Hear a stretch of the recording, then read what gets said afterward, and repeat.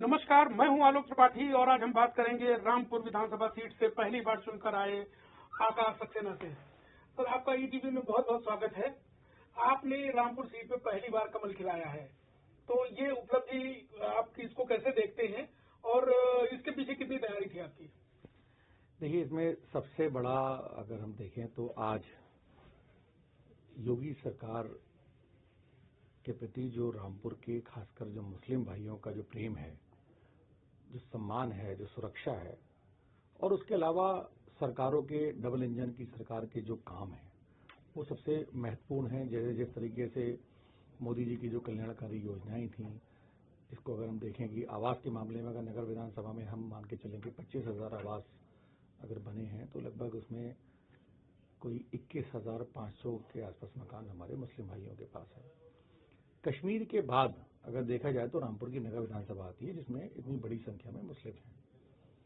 आज भारतीय जनता पार्टी पर उन्होंने विश्वास जताया है और एक मैसेज दिया है कि हम भी करीब आना चाहते हैं, क्योंकि हमेशा उन लोगों ने भारतीय जनता पार्टी का डर दिखाकर हमेशा दूर रखा, लेकिन आज समय अब आ गया है और इस परिणाम का जो आगे आपको जो देखने मिलेगा वो निकाय चुनाव में मिलेगा। ईश्वर ने चाहा रामपुर में निकाय चुनावों में ऐतिहासिक परिणाम होंगे, ऐसे मेरा विश्वास है। जी, आपके पिताजी ने ये लड़ाई शुरू की थी, वो मंत्री रहे उत्तर प्रदेश सरकार में। उसके बाद आप ये लड़ाई आजम के खिलाफ, जो मोहम्मद आजम खां कद्दावर नेता समाजवादी पार्टी के माने जाते हैं, आपने लंबी लड़ाई लड़ी है। 2017 में भी आपने चुनाव में हिस्सा लिया था, 22 में भी आपको सफलता नहीं मिल पाई, लेकिन अब इस चुनाव में आपको सफलता मिली है।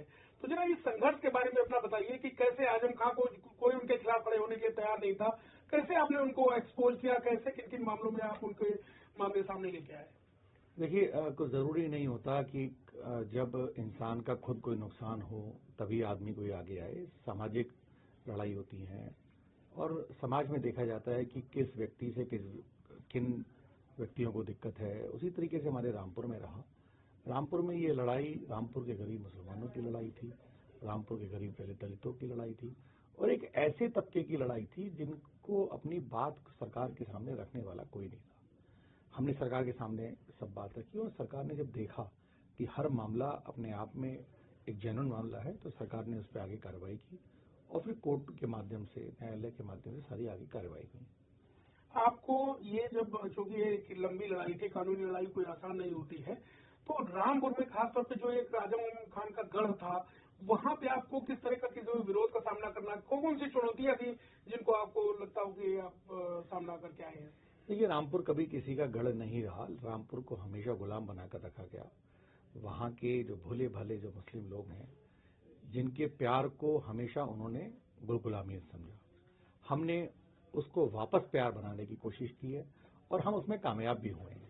आज जो विधानसभा का चुनाव परिणाम है वो सब आपके सामने है। रामपुर की जो अपेक्षा, जो जिले की अपेक्षा है, उस तरह का विकास नहीं हो पाया, क्योंकि आजम खां पिछले 3 साल से या जितने भी समय जेल में रहे, उस दौरान वो अपनी विधायक निधि तक खर्च नहीं कर पाए। लोगों में काफी रोष है और वो जो गुस्सा है वो आपसे, वो गुस्सा उम्मीदों में बदल रहा है। आपसे बड़ी उम्मीदें लोगों की निश्चित रूप से है, तो किस तरह से वहां का विकास के लेके आपने खाका तैयार किया? देखिए, रामपुर हमारा एक जमाने में उद्योग नगरी के नाम से जाना जाता था। उद्योगों के मामले में उत्तर प्रदेश में कानपुर के बाद रामपुर का स्थान आता था। रामपुर में रजा टेक्सटाइल, रजा शुगर फैक्ट्री, हंसा साइकिल फैक्ट्री, मोदी जेरोक्स और न जाने कितनी बड़ी बड़ी फैक्ट्रियां थी जिसमें हजारों आदमी काम करता था। लेकिन राजनीतिक लोगों ने अपनी राजनीति को चमकाने के लिए हर फैक्ट्री को बंद करवाना शुरू कर दिया और रामपुर की हालत बहुत ज्यादा खराब हो गई। अब हमारा सपना है और हमारा वादा भी है कि जिस नारे के साथ हम जनता के बीच गए थे, हम गए थे कि 50 साल आपने उनको दिए, हमें सिर्फ 50 महीने दीजिए। और हमारी कोशिश है कि हम इन 50 महीनों में जो 50 साल में रामपुर में नहीं हुआ, उद्योगों की बात करेंगे और उद्योगों के हितों के लिए रामपुर में कैसे रोजगार बढ़े, कारोबार बढ़े, इसके लिए काम करेंगे। 50 महीने आपने बहुत कम वक्त लिया है, चुनौतियां बहुत ज्यादा है। आपको लगता नहीं कि इतने दिन में कोई बहुत बड़ा वहां पे काम हो पाना संभव हो पाएगा? देखिए, इरादे जब मजबूत हों तो मंजिलें बड़े आराम से मिल जाती हैं। मजबूत इरादे हैं, हर मामले को जुनून के तरीके से काम करते। हमने संघर्ष से ही राजनीति शुरू की है, तो ईश्वर पर भरोसा है और हमें अपने आप पर भरोसा है कि रामपुर अब किसी और के नाम से ना जाना जाए, रामपुर वापस उद्योग नगरी के नाम से जाना जाए। इसके लिए काम शुरू कर दिया। अभी इस चुनाव में बड़े आरोप लगे कि वोटिंग लोगों को वोट डालने नहीं दिया गया, वोटिंग परसेंटेज बहुत कम था। समाजवादी पार्टी ने कहा कि प्रशासन ने चुनाव लड़ा, नहीं भाजपा ने नहीं लड़ा है। इसको लेकर आप क्या कहेंगे? तो किसी जो लोग बोलते हैं या तो उनको जानकारी नहीं है, और जानकारी अगर है तो वो गलत बोलते हैं। अभी 2 महीने पहले लोकसभा का चुनाव निपटा है। उस लोकसभा के चुनाव में 31.5%, 31.5% पोल हुआ था। तब कोई नहीं बोल रहा था कि पोल कम हुआ है। आज 35% पोल हुआ है, 3.5% पोल बढ़ा है। और वो सब छोड़ दीजिए, हम उनके बूथ से जीते हैं। सबसे बड़ी बात यह है, बूथ नंबर 5 समाजवादी पार्टी ये बताया कि बूथ नंबर 5 किसका है। हम उनके नेता के बूथ से जीत कर आए हैं। तो ये अपने आप में ये दर्शाता है कि रामपुर के लोगों ने इनकी पार्टी का, इनके प्रत्याशी का बहिष्कार किया है। जो वोट नहीं डालने गए जो लोग, वो अगर डालते तो वो वोट हमें देते। हम तो खुद सोच रहे हैं कि अगर वो वोट डाल देते तो जो आज चुनाव 35,000 जीते हैं वो 70,000 से जीते होते। ये एक चिंता का विषय तो जरूर है कि 65% आबादी अगर किसी चुनाव में वोट नहीं डाल रही, तो ये चिंता का विषय तो उनको करना चाहिए ना, कि उनको आज पार्टी के उनके जो निर्णय हैं, पार्टी के जो वहां नेता हैं किस तरीके के कृत्यों में लिप्त हैं, ये चिंता तो उनको करना चाहिए ना। आज न्यायपालिका दोषी ठहरा चुकी है, हर चीज से वंचित कर चुकी है। बहुत बड़े बड़े मामले न्यायालय में पेंडिंग है, जो कुछ ही महीनों में जनता के सामने भी उसके फैसले आने वाले हैं। कौन से फैसले ऐसे हुए, आप 1-2 मामले बता सकते हैं कि आप जिनमें फैसला भी हाल में आने वाला है? कई मामले ऐसे हैं, एक नहीं कई मामले ऐसे हैं जिसमें बहुत जल्द फैसला आ जाएगा। 2 से 3 महीनों के अंदर सब फैसले आने वाले हैं। तो ऐसा नहीं है, इनके ऊपर हर जो मामला है वो हर मामला पेपर एविडेंस के आधार पर है, और हर मामला अपने आप में बहुत मजबूत है। अभी चुनाव में हमारी टीम वहाँ काम कर रही थी, तो पता चला कि जौहर विश्वविद्यालय में जो अवैध निर्माण और सब चीजें थी, जब उसमें कार्रवाई हुई तो लोगों को वहाँ तमाम सामान मदरसों का या तमाम इस तरह की चीजें मिली, जिससे स्थानीय लोगों में कुछ आजम को लेकर गुस्सा पनपा। क्या ये चीजें सही है? देखिए, अब ये मुझसे बेहतर तो आप बता सकते हैं, क्योंकि हम अगर कोई बात कहेंगे तो उसको राजनीतिक रूप से लिया जाएगा। मीडिया के कैमरों के सामने नगर पालिका की मशीन निकलती है, करोड़ों रुपए की मशीन।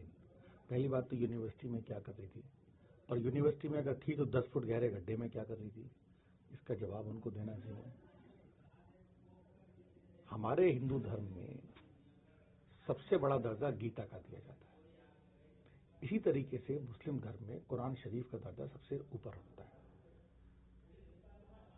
एक ऐसी कुरान शरीफ जो विश्व में शायद 3 प्रतियां हैं उसकी, मिर्जा गालिब के समय की है, 1730 से पहले की वो कुरान शरीफ है, जो कि रामपुर के मदरसा आलिया में रखी हुई थी, ये दुनिया जानती है। उस कुरान शरीफ को अपनी यूनिवर्सिटी की शान बनाना ये दर्शाता है, ये इस बात का प्रमाण है कि हमारा धर्म से कोई मतलब नहीं है, हम जो चाहेंगे हम वो करेंगे। लेकिन आज जनता ने जो ये परिणाम दिया है, इसके पीछे ये भी बहुत बड़ा कारण है। आज जो उनके लोग, जो उनके साथ लोग थे, आज हमारे साथ अगर आ रहे हैं तो वो सिर्फ इसलिए आ रहे हैं कि नहीं, जो किया है उन्होंने गलत किया है। आकाश जी, हमसे बात करने के लिए बहुत धन्यवाद। जो जनता की आकांक्षाएं वो पूरी कर सके आप, ऐसे मेरी शुभकामनाएं। ये थे रामपुर से विधायक आकाश सक्सेना जी, जो बता रहे थे कि वो किस तरह से चुनाव जीत कर आए हैं। कैमरामैन विजय के साथ मैं आलोक त्रिपाठी, ईटीवी भारत, लखनऊ।